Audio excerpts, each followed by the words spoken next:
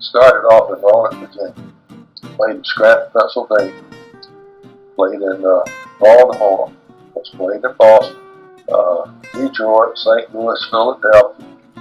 Played in Birmingham. Played in Louisville, Kentucky. Played in Denver, Colorado. Played in San Diego, California. Played in Los Angeles, California. Played in Buffalo. Yeah, I did some traveling. Yeah, 13 cities, if I was counting right. Yeah, but it was a different game, a different world back then. So.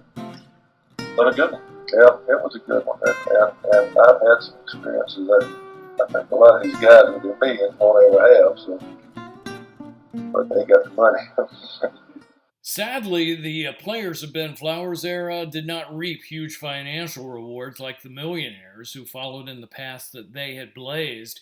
In fact, it wasn't until recently that the players' union decided that the old-timers should be fairly compensated with a good pension plan. Hi, I'm Larry Blucher, and back in 2001, I had the opportunity to interview former Major League pitcher Ben Flowers.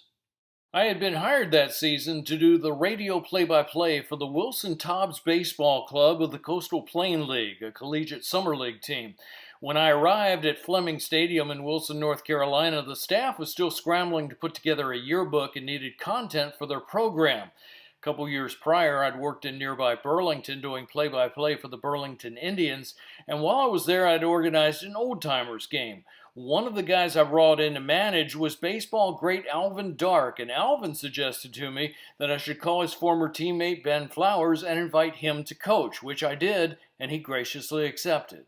Knowing that Ben lived in Wilson, I offered to contribute an article on him. I called him. He invited me over to his house to do the interview. It went very well and wound up as a full-page article in the program. The story I wrote focused on his connection to the city of Wilson, which was his hometown. I recently stumbled upon the raw tape of that interview that we did, and there was so much about his career that did not make it into the article, memories that would be of interest to baseball fans. He had so many great stories to share that I thought I would put together this video. Yes, first off, Ben, I'm just curious about what it was like for a youngster in Wilson who was interested in sports. Was there a lot of opportunities to play ball for you as a kid? Only high school ball up here, but I had a chance to go up to Norfolk and work out with the Yankee Ball Club. But the one that we really enjoyed was the Brooklyn Dodgers had us up to New York because they had spring training in the field house at West Point that year. And it was during the war year. Leo DeRocher was managing, had Branch Rickey Jr., Branch Rickey Sr. there. And it was real odd working out in the field house, but they had got me warmed up there and throwing some pitches and all, and some fastballs and curveballs. And of course, DeRocher says, "You got any more pitches?" I said, "Well, I played with a knuckleball in high school, but I never threw it." And he says, "Well, let's see it." And man, I threw one that broke like mad. And he says, "If I was you, I'd work on that knuckleball a whole lot." DeRocher was supposed to take us back into New York that same day, and they were going to put us in a hotel and let us see a couple shows and all, you know. It just so happened that was the time that he was dating Lorraine Day, and Lorraine Day showed up, so DeRocher didn't take us back to New York. And, but anyway, another guy did, and we stayed in the New York hotel and saw a couple shows. It was real interesting. This is at 16 years of age. That's wow. Fairly young. They started talking about Class B baseball, and I said, "No, if I can't pitch Class B now, I don't even need to start." And so we decided on Class B, and one would say this, one would say that, and I finally went to the Red Sox because I was a Williams fan. And I got rich. I got $200 a month and a $2,250 bonus. And $200 a month. Now think about it. You play a 5-month season, you make a whole $1,000 in a whole season. But I had a good year up there, and I was supposed to go from Class B to AAA in Louisville the next year. But I had to come back and finish my high school here, and after a couple games, go into service and get that behind. So, and I had just turned 17 years old when I started pitching pro ball. obviously did a good job because they were going to send me from B to AAA, with the exception of the high school bid. And I guess you mentioned the money. I guess those days were a lot different than with the salaries they're making now, and that in the off seasons you didn't get to kick back and relax. I imagine you had to get jobs. Did you come back to Wilson in the off season? I stayed here every winter. I'd come home and I'd find me a job so I didn't have to spend what little bit I'd saved. And as an example of my work, and I worked 2 or 3 years in a radio TV repair shop. I worked 1 or 2 years with the post office doing Christmas and all, carrying packages around. And you spent a few years in the minor leagues, and then I guess was your first call up with the Red Sox? Well, my first 9 years was in the Red Sox organization, and the first time I went up was when I got back out of service, but at the end of 1951. First time I ever pitched in the majors, we were in Yankee Stadium with DiMaggio, Johnny Mize, Mantle. He had just come up and all, but I got called in to pitch from the bullpen, and you talking about a nervous young person coming in.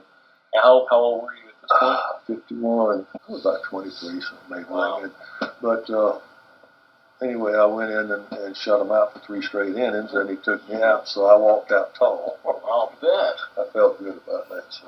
Well, you got to go back to Williams. He was probably the reason I started with the Red Sox and all. And little tale about him when he came back in '53. They had a welcome home parade type thing with him, and we're all riding in '53 Mercury convertibles around town, the whole Red Sox club. And of course, Jim Pearsall, he's kind of standing up and yelling, "The heck with Ted Williams! I'm Jim Pearsall," you know.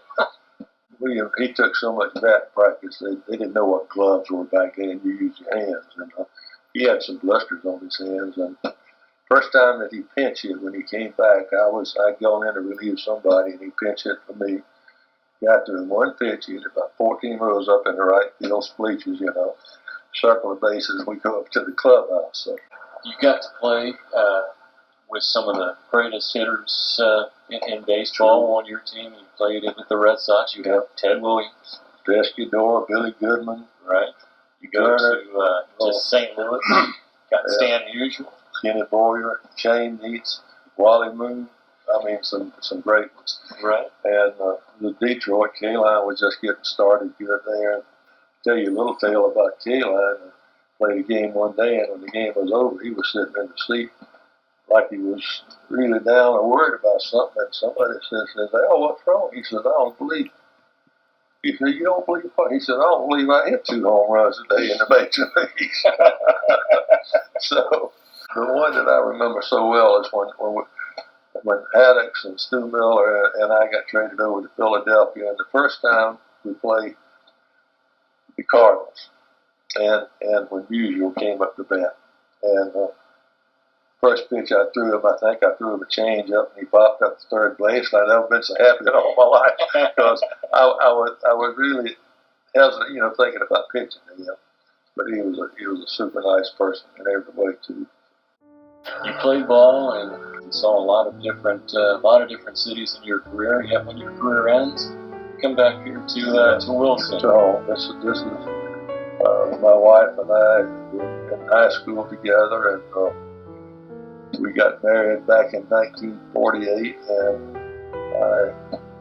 less than 2 years ago I lost her. And we had 51 and a half years of marriage that I wouldn't take anything for, and I still miss her worse than anything, but I thank God for the time I did have with her. I'm trying to get myself ready to join her in another life up in heaven.